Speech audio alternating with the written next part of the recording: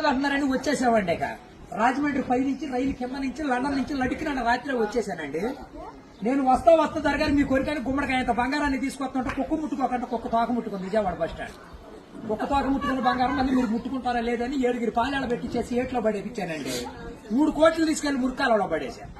మా ఇంట్లో కోట్లు కుక్కలు తింటుంటాయండి, లక్షలు లక్కలు తినేస్తుంటాయి. ఏళ్ళు ఎలుకలు తినేసి చిల్లర చీమలు తినేసేస్తాయి.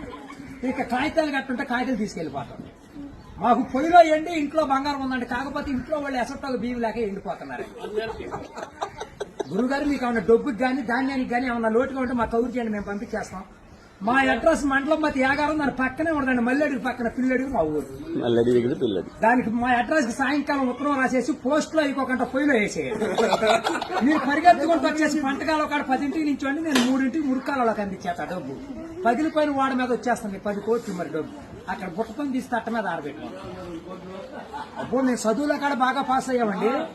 నేను చదువు సంకల వరకు చదివానండి, గుడింతాలు గుండెల దాకా వచ్చేసి పాదాల వరకు వచ్చేస్తే ఇంగ్లీష్ ఈదులు అమ్మడం పరిగెట్టేసి చదువు ఎక్కువైపోయి అబ్బాయి గారి సంతకం పెడతాం మర్చిపోయి సోనియా గాంధీ గారి దగ్గరికి ఉద్యోగం అడిగానండి. రాజీవ్ గాంధీ గారు రాసిచ్చారు ఈ ఊళ్ళో ఉద్యోగం అయితే సంతకాలు చేసే పని ఉండదు. ఈ ఊళ్ళో ఉద్యోగం రాసాక ఒక పని దొరికిందండి. ఈ మధ్యన ముసలి వాళ్ళంతా ఉండకూడదని పొద్దున్న మా డిపార్ట్మెంట్ కి ఆర్డర్ వచ్చింది. ముసలి వాళ్ళు ఉన్న కాడి నుంచి అత్తాకోడళ్ళు పోట్లాడుకుంటున్నారు. అత్తాళ్ళు అడుగులో పడిపోతుంది, కోళ్ళు వచ్చి గొంతులో పడిపోతుంది, మంచం ఎక్కేస్తుంటే అన్ని అడిగి మీద కూర్చోండి.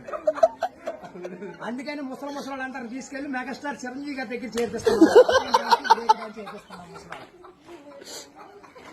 గురువు గారు దానికి దసరా పండుగ రోజున మా ఊళ్ళో ఏప్రాల్ పందాలు వేపిస్తున్నాను. నాపరాల మీద ఏప్రాల్ పోట్లాడుకుంటే నాపరాలు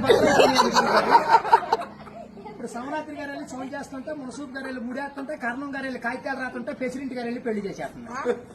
ఇప్పుడు ఆ పెళ్లి భోజనాలకు ఎక్కించుకురమ్మని మా ఇయ్యంకుల వారు ఊపిలేని విమానాన్ని పంపించారండి. విమానానికి ఊరు చివరికి వచ్చాక ఊపి ఎక్కిపోయి కృష్ణానదిలో పడిపోయింది. నేను వచ్చి మీ బాజార్లో పడిపోయింది. ఇవాళ ఛార్జీకి మీరు 500-600 ఇచ్చారంటే ఛార్జీ డబ్బులు పెట్టుకుని వెళ్ళి కాకినాడ వెళ్ళి కాఫీ తాగి అక్కడ మీ పేరు పేపర్లో వేసేస్తారు. ఈసారి గారు ఇప్పుడు రాబోయే కాలానికి కాబోయే సీఎం గారు మీ పేరు పేపర్లో వేపించేస్తానండి. ఈనాడు పేపర్లో వేపించానంటే ఆంధ్ర జ్యోతులు అక్షరాలు లేకోకుండా వచ్చేస్తాను. చదువుకున్నోడు చదువుకోవచ్చు, చదువులేనోడు చదువుకోవచ్చు. దొరగారు మన ఊరంతా ఖాళీగా ఉందని సాయంకాలం మన ఊరు కాలువలో కరువు మీటింగ్ పెట్టిస్తున్నాం. మీరంతా అక్కడ వచ్చేయండి. ఇప్పుడు కాలువలో కరువు మీటింగ్ పెట్టించి నూతులో టిక్కెట్లు ఇప్పించి ఏట్లో సినిమా చూపించి బుడమెట్లో చూపిస్తున్నా బురకట్ట. అక్కడ నీటి మీద తామరాకులు వేసి తామరాకుల మీద కుర్చీలేసి కుర్చీల మీద కూర్చోబెట్టించి మనిషికి 50,000 లోన్ ఇప్పించారు. 50,000 లోన్ దొరగారు ఇప్పుడు మాకు 7 అంతస్తుల మేడ, 25 పాడిగేదలు, 10 మంది పాలేళ్లు, 7 దున్నపోతులు ఉంటాయండి మా ఇంట్లో.